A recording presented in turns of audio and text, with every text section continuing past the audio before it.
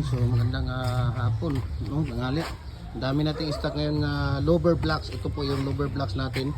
Ito po ay ginagamit natin sa building ventilation, housing ventilation, sa CR, sa kwarto. Ito yung maganda, no.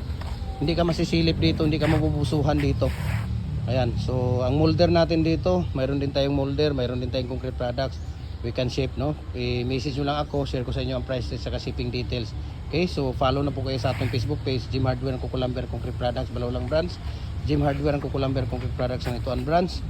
Triple A&F Kukulamber, ating personal Facebook account, Felix Tan Pagikan Jr., ating Instagram, Felix_Pagikan 2000, saka yung ating YouTube, Jim Hardware and Kukulamber Concrete Products.